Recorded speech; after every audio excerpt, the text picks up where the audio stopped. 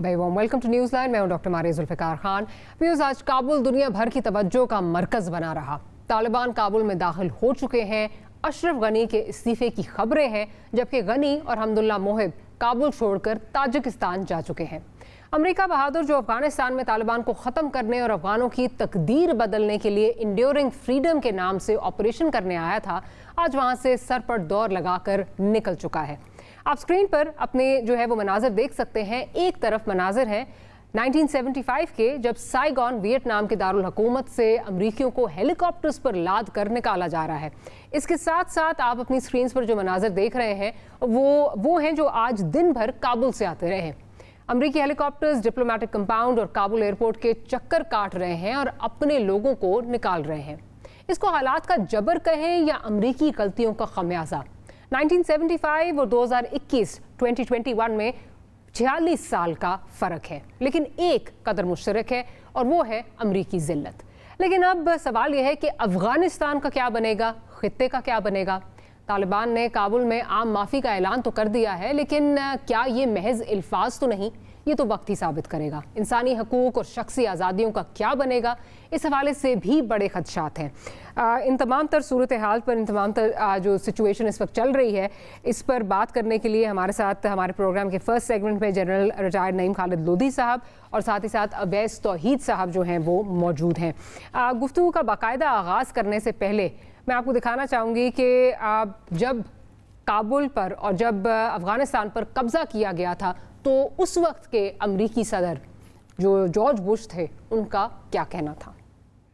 On my orders, the United States military has begun strikes against Al-Qaeda terrorist training camps and military installations of the Taliban regime in Afghanistan. These carefully targeted actions are designed to disrupt the use of Afghanistan as a terrorist base of operations and to attack the military capability of the Taliban regime. We are joined in this operation by our staunch friend, Great Britain. Other close friends, including Canada, Australia, Germany, and France, have pledged forces as the operation unfolds. More than 40 countries in the Middle East, Africa, Europe, and across Asia have granted air transit or landing rights. Many more have shared intelligence. We are supported by the collective will of the world. More than 2 weeks ago, I gave Taliban leaders a series of clear and specific demands. Close terrorist training camps, hand over leaders of the Al-Qaeda network, and return all foreign nationals, including American citizens unjustly detained in your country. None of these demands were met, and now the Taliban will pay a price. By destroying camps and disrupting communications, we will make it more difficult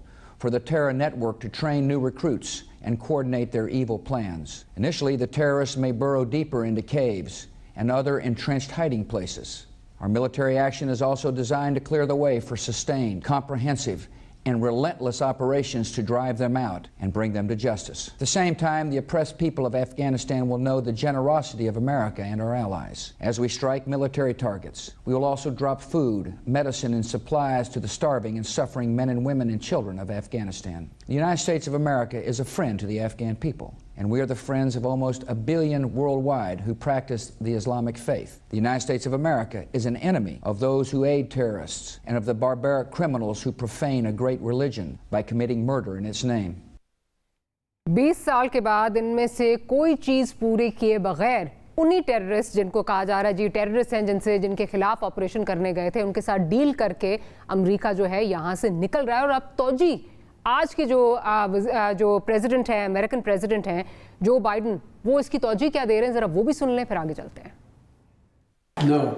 Look, we spent over $1 trillion over 20 years. We trained and equipped with modern equipment over 300,000 Afghan forces. And Afghan leaders have to come together. We lost death and injury, thousands of American personnel. They've got to fight for themselves, fight for their nation. The United States, I'll insist we continue to keep the commitments we made of providing close air support, making sure that their Air Force functions and is operable, resupplying their forces with food and equipment, and paying all their salaries. They've got to want to fight. They have outnumbered the Taliban, and I'm getting daily briefings. I think there is still a possibility. You have a significant new Secretary of Defense, our equivalent of Secretary of Defense in Afghanistan, Bushmullah Khan, who's a serious fighter. I think they're beginning to realize they've got to come together politically at the top. And but we're going to continue to keep our commitment. But I do not regret my decision. General साहब, 20 साल के बाद America ने achieve असल में यहाँ पे किया क्या है, या फिर ये समझा जाए कि अचीव जो करना था वो उन्होंने कर लिया, खित्ते को उन्होंने एक अनरेस्ट की तरफ जो है, इंस्टेबिलिटी की तरफ जो है वो धकेलने की कोशिश की और उसमें कामयाब होते हुए नजर आ रहे हैं उस तरह। तो क्या आप समझते हैं क्या उन्होंने अचीव क्या किया है?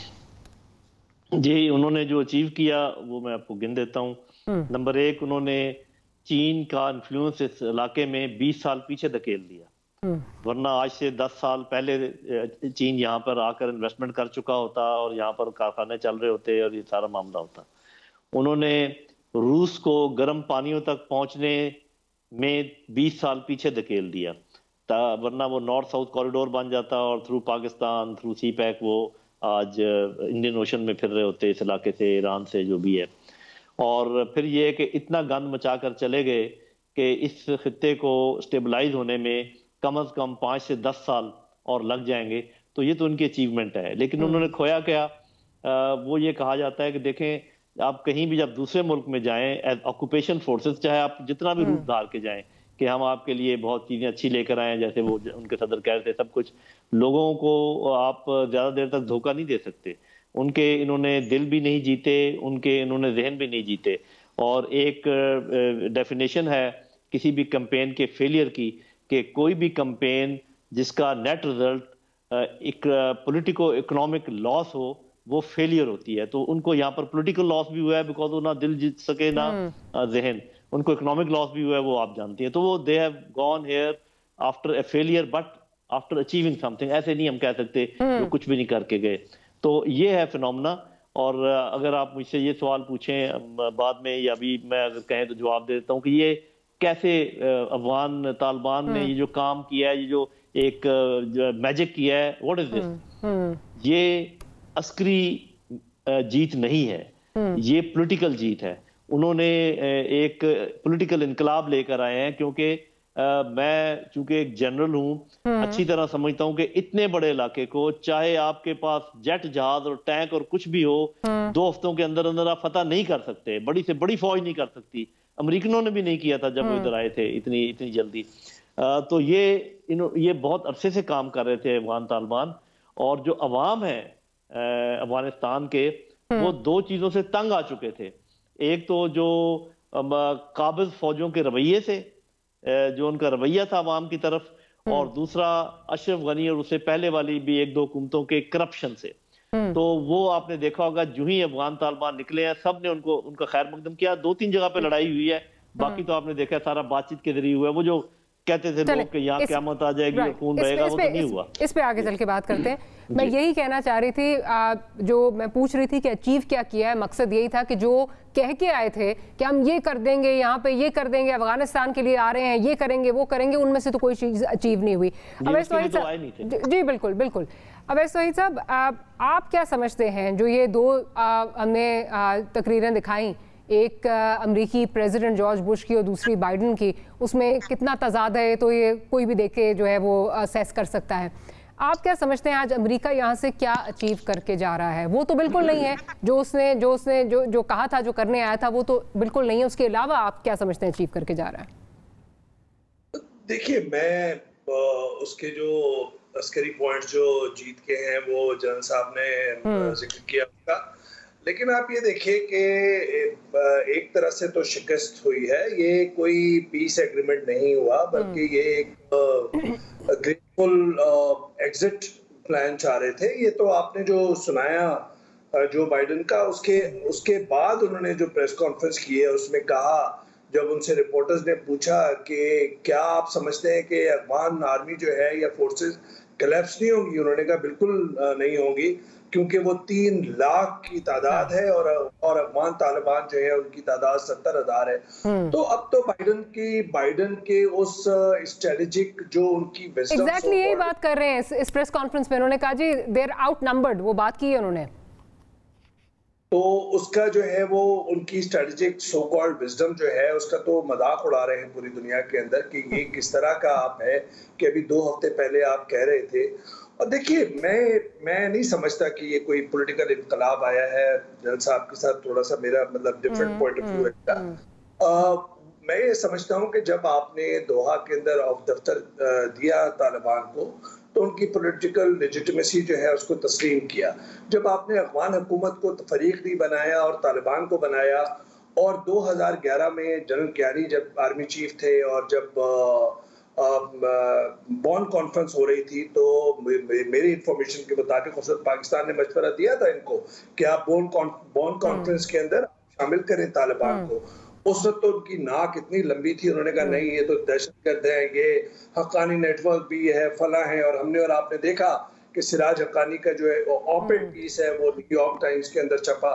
तो कहने का मकसद ये है कि बहुत कुछ खोया, मैं नहीं समझता कि बहुत कुछ पाया। देखिए दूसरी बात ये कि इंटरनेशनल डिप्लोमेसी के अंदर आपकी क्रेडिबिलिटी का लॉस हुआ। एक सुपर पावर की जो माइट थी वो एक बिल्कुल जमीन बोस हो गई जब आपने तालिबान के साथ कहा, ये एग्रीमेंट किया कि जी हम विड्रॉ कर रहे हैं। तो इसका मतलब यह है कि अफगानिस्तान के अंदर सारे लोगों को पता चल गया कि अब जब तालिबान ने इनको शिकस्त दे दी और नेगोशिएटिंग टेबल पर और ये खुद जा रहे हैं तो उसके बाद ये रेत का घरौंदा जो इन्होंने बनाया है और रेत का महल बनाने की कोशिश की है वो सब धड़ाम से गिर गया। तो इस वजह से मैं समझता हूं कि अफगान तालिबान को भी 20 साल लगे हैं इस लम्हे तक पहुंचने के लिए। और ये भी देखना चाहिए कि अफगानिस्तान के जो देखिए उनके 3 चेहरे हैं हमारे। एक तो उनका है जो रहबरी शुरा है जिसके हैबतुल्लाह खान अफजलज़ादा उसके सरबराह हैं। दूसरा उनका जो पॉलिटिकल शुरा है जिसको मुल्ला ब्रदर हेड कर रहे हैं, वो आपको जो फेस है जो मुख्तलिफ चैनल्स पे नजर आ रहा है, CNN पे, अल जजीरा पे या हमारे आपके टीवी पे, वो मॉडरेट नजर आ रहा है। जो ग्राउंड पर है अफगान फाइटर्स जो इस वक्त अमेरिका की जंग के दौरान ही पले पड़े हैं, उनका रवैया आने वाले दिनों में क्या होगा। इस्लामिक अमीरात बना रहे हैं क्या है उन्होंने कुछ चेंज आई है उसमें कि उन्होंने ताजिक उज़्बेक्स के इलाकों में कोई मैसेकर नहीं किया, हजारा के उसमें नहीं किया। ठीक है, एक इंटरनल जो एथनिक और सेक्टेरियन फॉल्ट लाइन थी उसकी समझ मेरे ख्याल में ज्यादा है तालिबान को।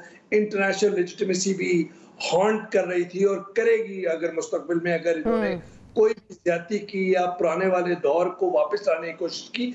तो एक ये लंबा सफर है। एज वी स्पीक मारिया, ठीक है कि तालिबान के खिलाफ प्रोपेगेंडा हुआ, सब कुछ हुआ, लेकिन उसके बावजूद आप ये देखिए कि हेरात की यूनिवर्सिटी में अफगान जो तालिबात हैं वो नहीं जा रही हैं, वो बंद हो गई है। बैंक्स में मना कर दिया जी, बैंक्स में। और मुझे ऐसा लगता है कि तालिबान, देखिए बहुत सारे मुख्तलिफ राय के लोग वहां पर हैं। तालिबान के खिलाफ मुखालिफ अभी भी राय मौजूद है, बावजूद ये कि बहुत ज्यादा उन्हें पजीराई भी हुई है और उनके रवैये में नरमी भी हम देख रहे हैं। लेकिन ये कहना कि तालिबान की वाहवाह हो रही है, नहीं। 3.1 मिलियन जो तालिबात हैं वो they have gone back to education. जो मजार शरीफ के अंदर वो पर्दा नहीं लेते हैं, वो कंसिडरेबली लिबरल और प्रोग्रेसिव लोग हैं, या हिरात के अंदर जहां पे पर्शियन इन्फ्लुएंस ज्यादा है वहां पर आप देखें कि वहां पे पर्दा इस तरह नहीं है कि शटलकॉक बुर्का नजर आ रहा हो जो हेलमंद में नजर आएगा, उर्जगान में नजर आएगा या कदार में नजर आएगा। तो कहने का मकसद ये है कि क्या तालिबान के जो फाइटर्स ऑन ग्राउंड है और तालिबान का जो पॉलिटिकल चेहरा है जिसको इंटरनेशनल डिप्लोमेसी का एक तजर्बा है और उनको लेजिटिमेसी भी चाहिए आगे चल के, तो क्या उनका मिलाप अच्छा हो जाएगा? ये मैं जरा बिल्कुल ये this is $1 million question, because इससे लेजिटिमेसी भी जो है वो जुड़ी हुई है। जन साहब, आप इसको किस तरह देख रहे हैं?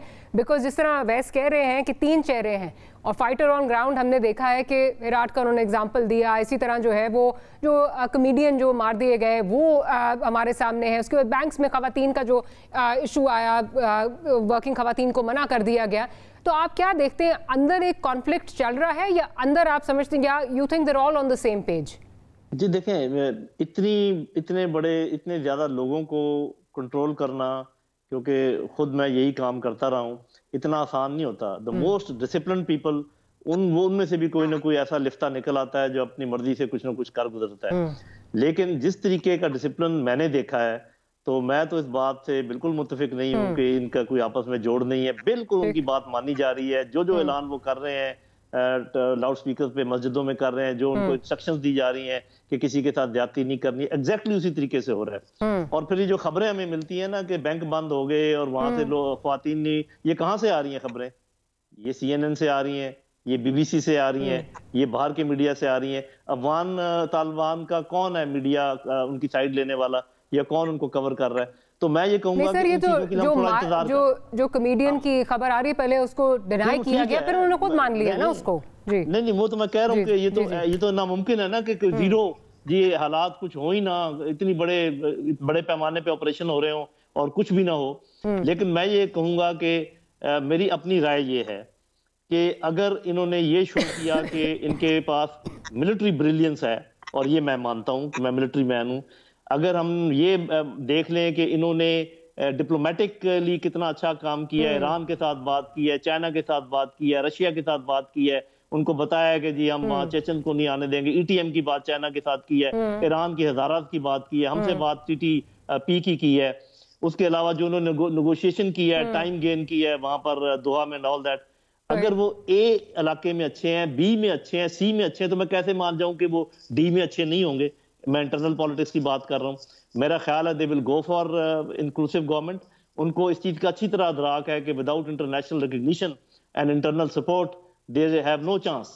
अच्छा, लेकिन इस वक्त मैं यही आपसे पूछना, हमारी टेलीविजन स्क्रीन्स, तमाम पाकिस्तान टेलीविजन स्क्रीन्स पर ये खबरें आ रही थी कि जहाँ इंक्लूसिव गवर्नमेंट की बात कर रहे हैं, तो अभी उन्होंने उसको रिजेक्ट कर दिया। उन्होंने कहा जी वी वांट कंप्लीट पावर। वहाँ पे मिनिस्टर्स ने हालांकि कहा कि एक ट्रांजिशनल जो है वो सेटअप होनी चाहिए, ये कह रहे नहीं जी हमें कंप्लीट पावर चाहिए। उसके साथ लेजिटिमेसी आप देखते हैं आएगी, मतलब वो, या फिर जिस तरह अमेरिका यहाँ से भागा है, अपने एलाइज, इंग्लैंड कह रहा है कि जी बड़ा रॉटन डील जो है ये करके गए हैं, बोरिस जॉनसन ये बात कर रहे हैं कि जी हमने जो हमारी रिस्पॉन्सिबिलिटी थी हमने पूरी नहीं की। तो जितना अमेरिका को यहाँ से भागने की जल्दी थी अपने मकासद के लिए, वो ये भी जो है वो एक्सेप्ट कर लेगा। आप किस तरह इसको देख रहे हैं? जी देखिए, बात ये है कि वो एक्सेप्ट बेशक कर ले, लेकिन अल्टीमेटली इंटरनेशनल कम्युनिटी के लिए ये 3-4 बातें अगर इन्होंने की, फॉर एग्जांपल अगर वो खुद, तो ऐसे जो मैंने जितने भी लोगों से बात की और मैंने पर्सनली बात की है, इनके जो नुमाइंदे हैं वो सब ने कहा है कि हम इंक्लूसिव गवर्नमेंट चाहते हैं। लेकिन अंदर से कोई ऐसा शोशा छोड़ दिया जाता है, जैसे आप कह रही हैं कि ये खबर मिली है कि जी वो टोटल चाहते हैं, वो मेरा नहीं ख्याल कि टोटल चाहते हैं। इस वक्त बहुत ज्यादा मिस इन्फॉर्मेशन, डिस इन्फॉर्मेशन, याद रखें कि ये सारी चीजें चल रही हैं और आपको और मुझे तो बहुत ध्यान से ये चीजें सुननी चाहिए कि कौन कह रहा है, उसका मोटिव क्या हो सकता है। मेरा अपना ख्याल ये कि जैसे मैंने कहा है कि अगर उन्होंने 3 फील्ड में ब्रिलियंस शो की है तो चौथी में वो जरूर करेंगे, क्योंकि अगर अमेरिका उनको ये बात मान भी जाए कि ठीक है सब कुछ आप ले लें, तो सिर्फ अमेरिका तो दुनिया नहीं है ना, गो कि मैं समझता हूँ कि दुनिया का बहुत बड़ा हिस्सा है, लेकिन वो तो अकेला दुनिया नहीं है, फिर दुनिया नहीं मानेगी और फिर इनको प्रॉब्लम होगा। तो मेरा ख्याल है इनको ख्वातीन के सिलसिले में, इनको बच्चों की पढ़ाई के सिलसिले में, इनको इंक्लूसिव गवर्नमेंट के सिलसिले में बहुत कुछ पहले के मुकाबले में बेहतर करना पड़ेगा, वरना ये फिर मामला यहीं का यहीं रुका रह जाएगा, उसका फिर कोई फायदा नहीं होगा इस रीजन को। लेकिन मेरी समझ के मुताबिक, मेरे एनालिसिस के मुताबिक, अफगानिस्तान में जो कुछ हुआ है बेहतरीन हुआ है, इस खित्ते के लिए बहुत अच्छा हुआ है और पाकिस्तान के लिए भी आप देखेंगे कि इसके नताज बहुत अच्छे होंगे। पाकिस्तान के भी नताज अच्छे होंगे। अवैस तौहीद साहब, आप किस तरह इसको देख रहे हैं? जो ये खबरें आ रही हैं, आप समझते हैं इनमें सदाकत है या फिर जिस तरह जनरल साहब कह रहे हैं बहुत मिस इन्फॉर्मेशन जो है वो फैलाई जा रही है, and there is fair reason to believe that as well.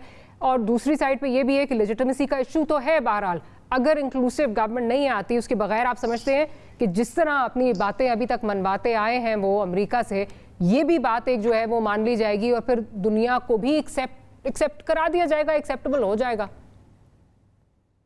देखिए, अभी तो इम्तहान और भी बाकी हैं। अभी ये कहना कि पाकिस्तान के लिए जो है वो बहुत ज्यादा ये होगा अच्छा फिल वक्त, तो बिल्कुल सही है, लेकिन इन्होंने जो हमारा इनके साथ इंटरेस्ट है वो ये है कि हमारा बॉर्डर सिक्योर हो। हमने फेंसिंग की हुई है, लेकिन जो हमारे जो बलोच इंसर्जेंट्स वहां पर हैं, जो बलोच जो मिलिटेंट्स थे जिनको इंडिया के काउंसलेट में कंधार के अंदर या फिर हेलमंद के अंदर जो दी हुई थी पनाह, उनका क्या सिलसिला बनेगा। फिर जो टीटीपी के लोग हैं उनके साथ इनका माजी के अंदर नेक्सस रहा है, अलकायदा के साथ भी रहा है, तो इन्होंने प्लेजेस किए हैं।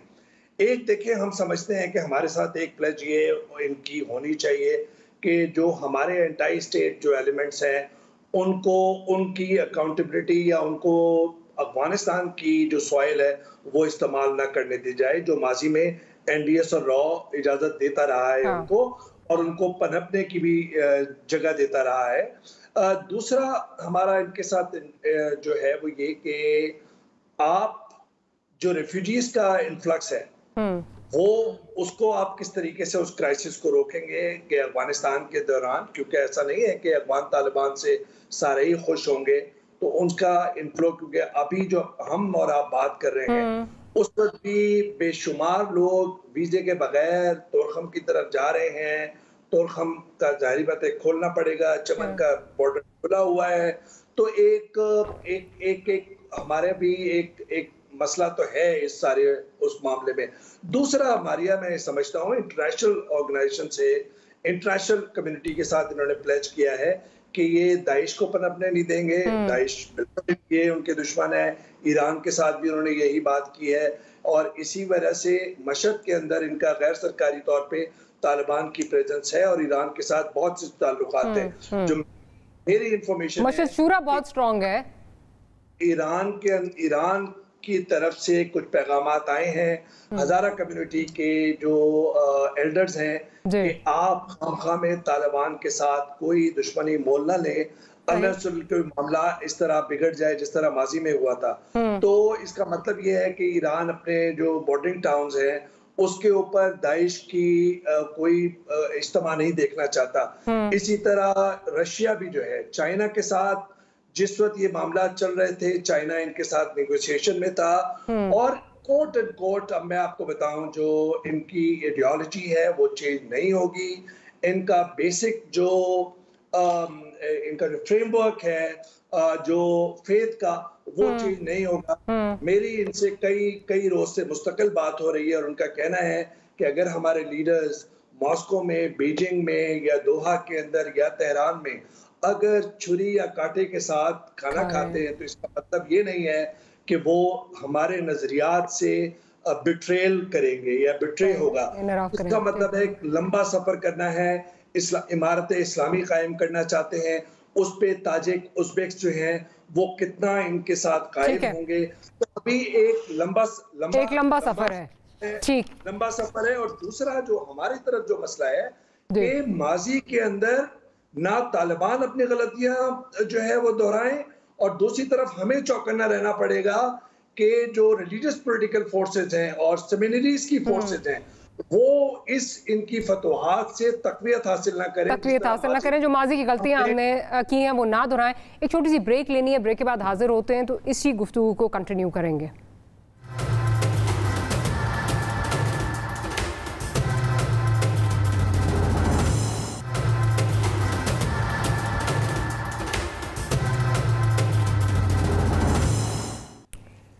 Welcome back after the break. General साहब की तरफ चलती हूँ। जनरल साहब, अभी अवैस ने जो बातें की टीटीपी के हवाले से, बलोच मिलिटेंट्स दाइश के हवाले से, उस हवाले से खदशात तो बहरहाल जो है वो मौजूद हैं, और इस थ्योरी के जो उसकी सपोर्ट में जो आर्गूमेंट्स पेश किए जाते हैं वो ये भी कहा जाता है कि नेक्सस एक ये बनता है, नेक्सस स्ट्रॉन्ग है, और ये कहा जाता है कि नूरिस्तान, कुनर, नंगरहार अगर देखा जाए ये वो प्रोविंसेस हैं जो पाकिस्तान के साथ बॉर्डर लगता है। जहां तालिबान ने बाकी इलाके को कॉन्कर किया है, वहां पे अपनी हुकूमत जो है वो कायम की है, ये वो इलाके हैं जहाँ पे हुकूमत नहीं आई या यहाँ इनको आगे से इनको कॉन्कर नहीं किया गया, और यहाँ पे इन सब की प्रेजेंस भी जो है, इन एलिमेंट्स की प्रेजेंस भी मिलती है। तो क्या नेक्सस स्ट्रॉन्ग है? नेक्सस जो है वो पाकिस्तान के लिए हार्मफुल हो सकता है? इस बारे में क्या कहेंगे? पहली बात तो ये है कि इन इलाकों को कॉन्कर कर लिया गया है, और ये अभी मेरे इल्म में नहीं है कि कहाँ इन्होंने अपनी हुकूमत बनाई है, कहाँ नहीं बनाई, वो तो अभी आने वाले दिनों में पता चलेगा।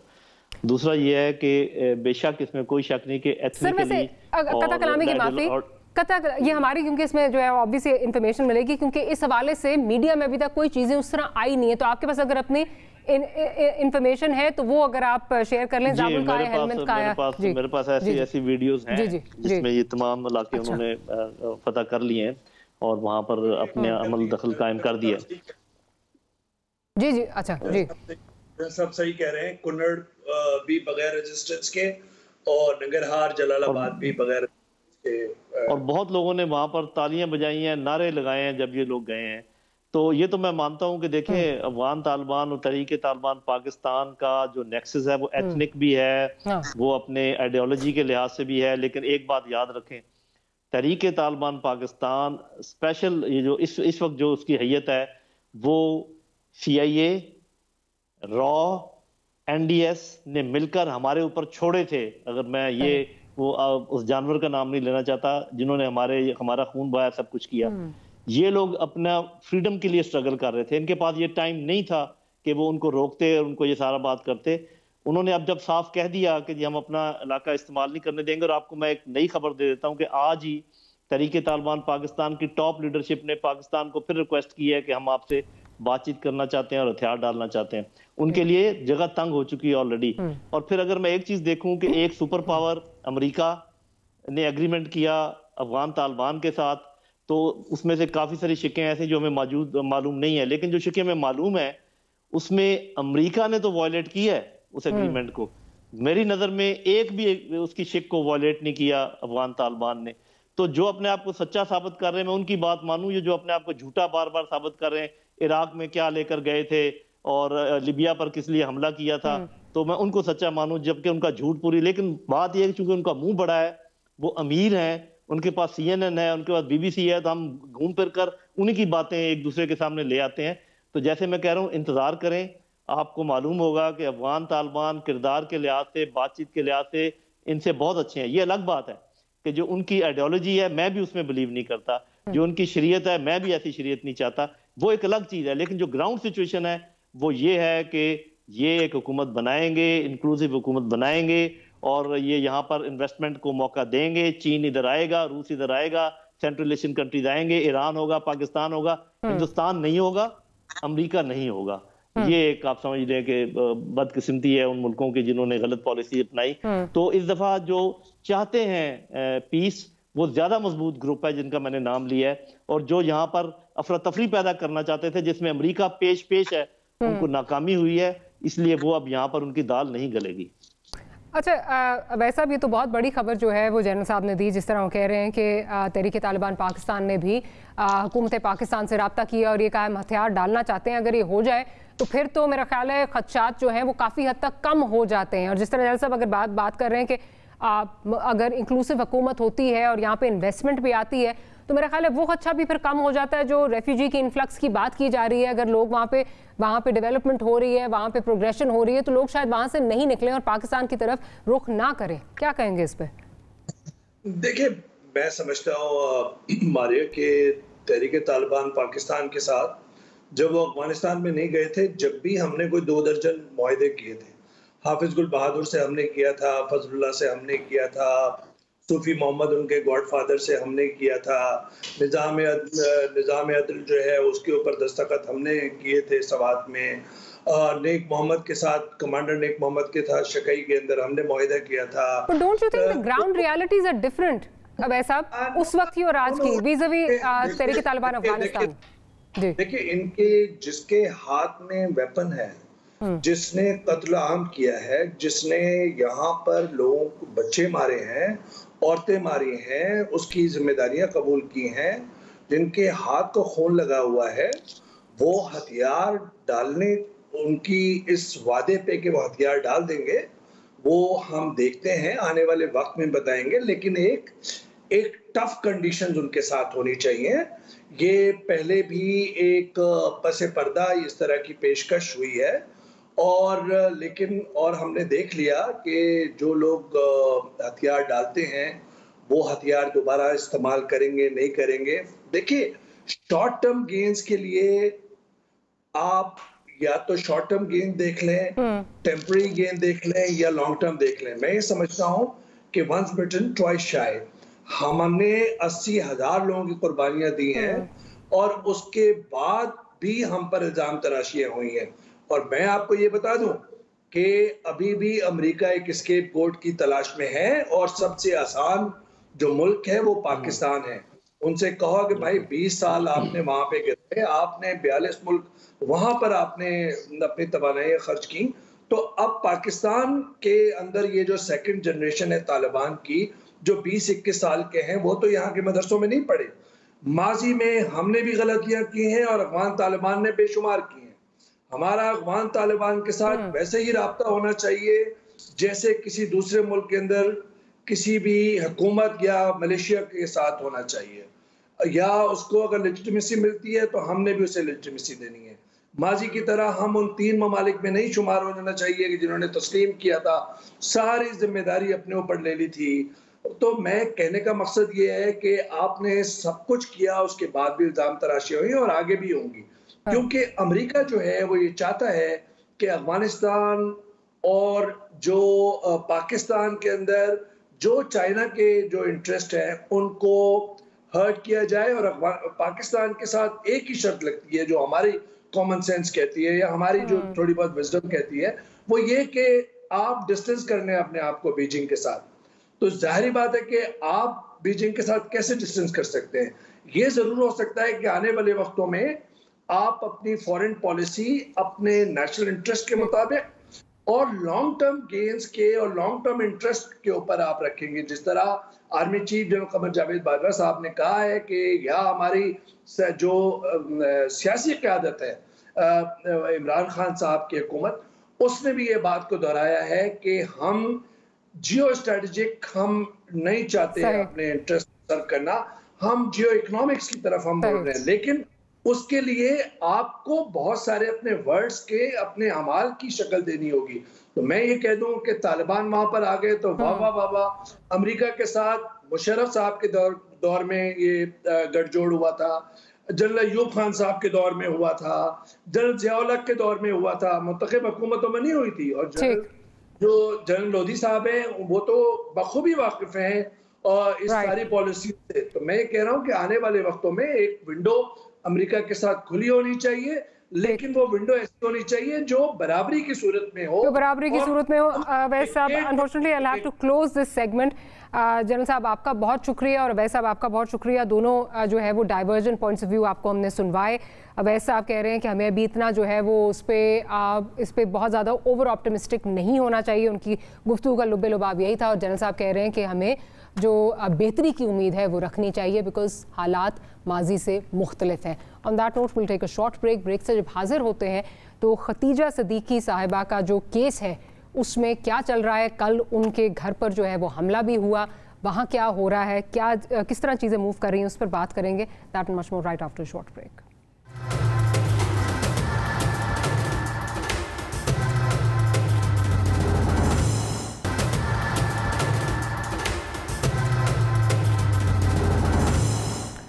Welcome back after the break. Khatija Siddiqui का केस किसी से ढका छुपा नहीं है। पिछले महीने हमने देखा कि जो मुजरिम शाह हुसैन है उसकी सज़ा 5 साल से कम करके 3.5 साल कर दी गई। डॉक्टर सॉल के क्या हो रहा है।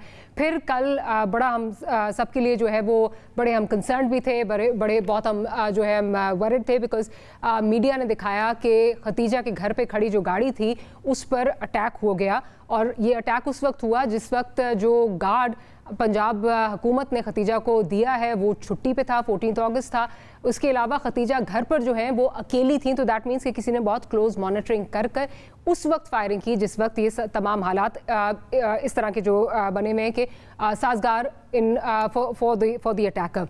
मैं खतीजा साहिबा की तरफ चलती हूँ। खतीजा साहिबा, कल मैं आपको सुन रही थी तो आपने कहा कि फयाजुल हसन चौहान साहब ने आपसे ये गारंटी दी थी कि अगर इस तरह की कोई सिचुएशन होती है तो वो खुद जाएंगे आपके साथ FIR करवाने। आपसे पॉइंट ऑफ व्यू लूँगी, फिर जिब्रान साहब की तरफ भी जाऊँगी, उनसे जो लीगल रेमेडीज़ हैं इस पूरी सिचुएशन में उस पर भी बात करेंगे।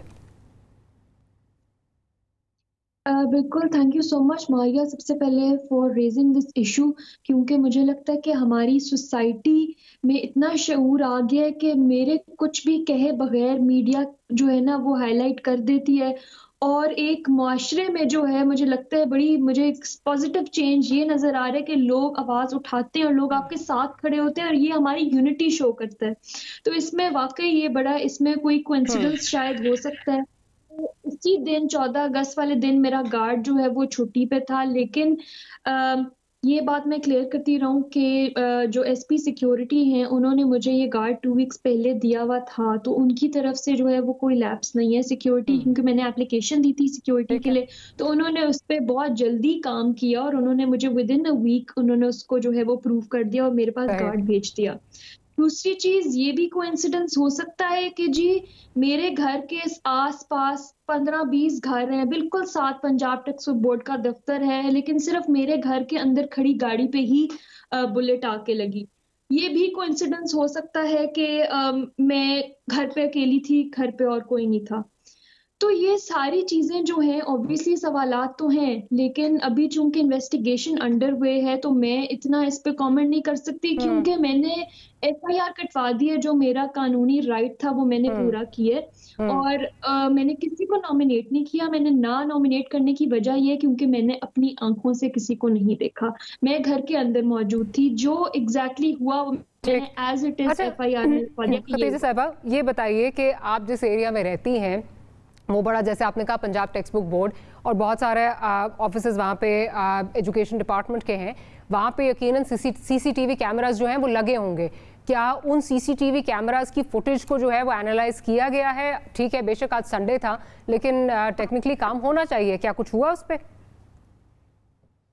पुलिस की तरफ से मुझे कल रात को यही कहा गया था कि मैडम कल संडे है, कल हम कुछ भी नहीं कर सकेंगे। अच्छा। लेकिन ये बात बड़ी छुट्टी है उनकी, तो क्लियर है कि बिल्कुल 7 ऑफिस हैं, सामने ऑफिसेज हैं, लेन के अंदर CCTV कैमरास मौजूद हैं, तो अगर कोशिश की जाए तो किसी ना किसी तरीके से जो है वो CCTV फुटेज निकलवाई जा सकती है इस दौरानिए के कौन गुजर रहा था, नहीं किया। ठीक। अच्छा, जिब्रान साहब की तरफ चलती हूँ। जिब्रान साहब, एक तो ऑब्वियसली बड़ा सरप्राइजिंग था सबके लिए जब 5 साल की सज़ा जो है वो कम करके 3.5 साल कर दी गई, और उसके खतीजा को बीच में जो है वो फरीक भी नहीं बनाया गया। उसके बाद जो लॉयर हैं दूसरी साइड के, उन्होंने कहा जी नहीं, लॉ हमें ये परमिशन देता है। वो सारी चीज़ें अपनी जगह। अब जो सारी सिचुएशन चल रही है, जिस तरह कोइंसिडेंस था कि जी गार्ड छुट्टी पे था, कोइंसिडेंस था कि खतीजा घर पे अकेली थी, दैट मीन्स किसी ने बड़ी क्लोज मॉनिटरिंग जो है वो की हुई थी। उसके बाद एक तासुर देने की कोशिश की गई कि ये शायद हवाई फायरिंग जो है वो हुई, जबकि वीडियोज़ अगर देखें तो जहाँ गाड़ी खड़ी है वहाँ हवाई फायर आके लग नहीं सकता। ऐसे में इनका लीगल केस जो है ये कहाँ खड़ा है, या क्या इसमें जो है वो किस तरह आगे जो है वो इसको, ये जो सारा इवेंट है ये उसको किस तरह जो है स्ट्रेंथन करने के लिए इस्तेमाल हो सकता है, जो खतीजा ऑलरेडी कंटेस्ट कर रही है कि सजा इसको जो है वो कैसे इसकी कम कर दी गई? नहीं, मेरे इल्म में तो नहीं है कि किसी लीगल फोरम के ऊपर ये बात कंटेस्ट की जा रही है कि सजा कैसे कम की गई शाह हुसैन की, और ना इस वक्त हमारे पास कोई सबूत है कि जो वाकया हुआ है इसमें वो मुलव्वस है कि नहीं। मगर यकीनी तौर पे जो चीज़ देखने की है कि अगर एक FIR दर्ज करती है खतीजा ने, तो उसके बाद पुलिस ने क्या पेशरफ्त की है। मेरे इल्म में नहीं है कि अगर आज खतीजा के घर में पुलिस ने आके गोली का वो खून बरामद किया है, क्योंकि अगर गाड़ी के बोनेट के थ्रू बुलेट गई है तो गाड़ी के अंदर ही होगी, उसका फोरेंसिक होना जरूरी है। वो अभी कहा है कि वही है, खतीजा से मेरी जो बात हुई थी वो कह रही है वही है, क्योंकि संडे था, अगेन संडे था, तो कल फोरेंसिक के लिए गाड़ी जो है वो जाएगी, अभी तक नहीं गई है। नहीं, देखें, ये जो समझ में आता है कि जिन दफातर से आपने CCTV हासिल करना, दफातर के लिए संडे था और दफातर बंद है, उनसे आप फुटेज हासिल नहीं कर सकते।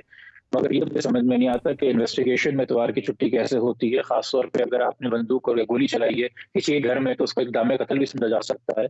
तो आपको एक तरीके से सीरियसनेस जो है समझ में आती है, और एक अजीब सी बात है कि बार बार मीडिया का और सोशल मीडिया का सहारा लेना पड़ता है एक इंसान की जिंदगी महफूज करने के लिए, उसको उसके कानूनी हक के मुताबिक सवालात का जवाब देने के लिए, और हम अभी भी इस सवाल का जवाब नहीं जान पाए हैं कि जो आपने तकरीबन 1.5 साल का अरसे की रिमिशन दी शाह हुसैन को, उसमें से 8 महीने 8 दिन जो आप कहते हैं जी बेस्ट बिहेवियर के हमने दे दिए, उसकी कोई तफसील नहीं दी गई। तो क्या सराइयों पर जब हम मजबूर होंगे तो खौफ माशरे में ज्यादा फैलेगा, हमें दोबारा से ये बताया जाएगा कि शायद जो ताकतवर हैं, जो एलीट हैं, जो कनेक्टेड हैं, जिनके वसाइल हैं, जिनके रवाबित हैं, वो कानून से बालातर हैं। और इस हवाले से एक ओवरऑल खातून को लेके, खवातीन को लेके जो है एक अदम तहफ़्फ़ुज़ की कैफियत जो है वो माशरे के अंदर पैदा हो रही है। क्योंकि हमें एक ये भी कड़ी नजर आई इस सिलसिले के अंदर पिछले दिनों एक रविश पाई गई कि खवातीन के ऊपर तशद्दुद हद से ज्यादा बढ़ता चला जा रहा है और खौफनाक वाक़े हमारे सामने आ रहे हैं। इस पूरी असना के अंदर खदीजा सिद्दीकी जो कि अब एक पब्लिक फिगर है, जिनको मीडिया जानता है, पहचानता है, जिनके साथ लोगों के राब्ते हैं, वो भी अगर महफूज नहीं और अदम तहफ़्फ़ुज़ का शिकार है तो आप अंदाजा कीजिए कि एक आम औरत जो किसी ऐसे इंसान के साथ जो उसकी जिंदगी में शाह हुसैन का किरदार अदा कर रहा है, यानी कि उसे हरास कर रहा है या अब्यूज कर रहा है या तंग कर रहा है या उसकी जान खतरे में डाल रहा है, क्या वो इस वक्त खदीजा की हालत देख के उसके खिलाफ खड़े होना चाहेगी? क्या उसको हम ये पैगाम दे रहे हैं कि इतने सालों की मेहनत के बाद, सुप्रीम कोर्ट में भी सजा ले जाने के बाद भी तुम महफूज नहीं हो और तुम्हें खतरा हो सकता है?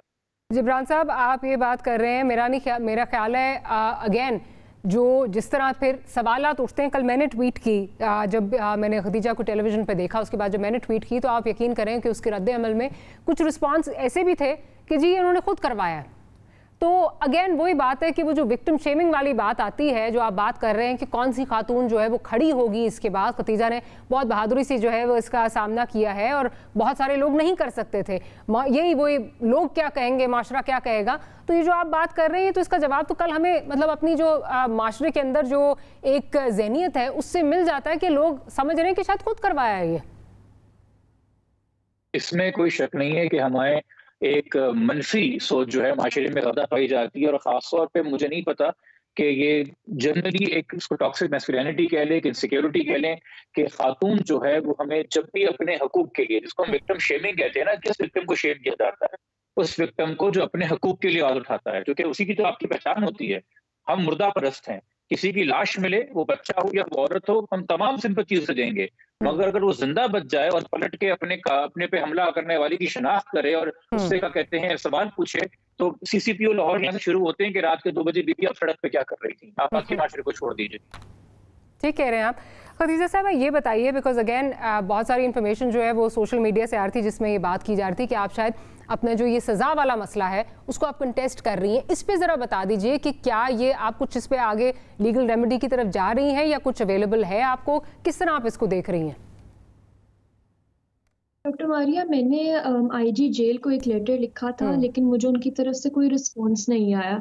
जो भी रिस्पांस था वही जो मीडिया पे चला, जो उन्होंने किसी टीवी चैनल के लिए जेल अथॉरिटीज ने इशू किया था, मुझे उन्होंने किसी तरीके से नहीं बताया डायरेक्टली अप्रोच करके। मैंने भी उनको लेटर भेजा, के बावजूद मैं ये चाहूंगी, क्योंकि देखिए मेरी कोई दुश्मनी नहीं है, मैं नहीं चाहती कि जी रिमिशन, मुझे बस लीगली बता दें किस तरह हुआ है। मैंने अपना पूरा केस लड़ा और मैं यही एक एग्जाम्पल सेट की और लोगों को दिखाया कि कैसे अपने लिए लड़ना है, कैसे अपने लिए आवाज उठानी है। तो मुझे लगता है वो जो मकसद था वो पूरा हुआ।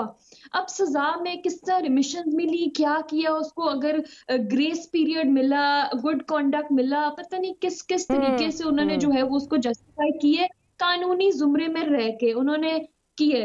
और जिस तरह जिब्रान भाई ने अभी कहा कि 8 महीने 8 दिन वो किस तरह था वो अभी तक क्लियर नहीं है, लेकिन इसमें चूंकि जेल अथॉरिटीज के पास इतनी पावर्स हैं कि वो हर महीने के डाल के कुरान मजीद ख़त्म करने के, बीए करने के, तो वो इस तरह मिला के वो कर सकते हैं। तो ये जो बेनिफिट्स हैं, ये जो रिलीफ्स हैं, ये बड़ा वाज़े है कि ये उन्हीं को मिलते हैं जिनके पास कोई असर और वसूख होता है। ये बड़ा क्लियर हो गया इस सारे सिलसिले में। तो मुझे लगता है ये कुछ बिटर रियलिटीज हैं जो मेरा केस के जरिए से एक्सपोज हो रही हैं, और ये मेरे ख्याल में एब्सोल्युटली आपके बिल्कुल आपके केस ने ये बिल्कुल यहाँ कर दिया कि अगर आप पावरफुल हैं, अगर आप असर रसूख रखते हैं तो आपके लिए लॉ और होगा, जो कि हम अक्सर देखते भी आते हैं, but this was again reinforcement जो आपके केस से जो है वो नज़र आती है। लेकिन खदीजा, हम आपके साथ हैं फॉर व्हाट इट्स वर्थ, और देखते हैं कि अब आपके आगे केस का किस तरह आगे जो है वो क्या बनता है। लेट्स होप कि पंजाब गवर्नमेंट जो है इसमें आपको जो आपका लीगल राइट है, जो इस इन्वेस्टिगेशन का है, जिस तरह जबरान अभी बात भी कर रहे हैं कि इन्वेस्टिगेशन क्यों नहीं हुई, गोली चल गई तो क्यों नहीं हुई, ये बहुत सारे सवाल आते हैं। लेट्स होप कि पंजाब गवर्नमेंट जो है वो आपको उस तरह प्रॉपर असिस्टेंस जो है वो देती है, जो आपका लीगल राइट है। On that note will close the programme. Jabran Nasir साहब आपका बहुत शुक्रिया, खदीजा साहब आपका बहुत शुक्रिया। Will see you next week. Good night and अल्लाह हाफिज़।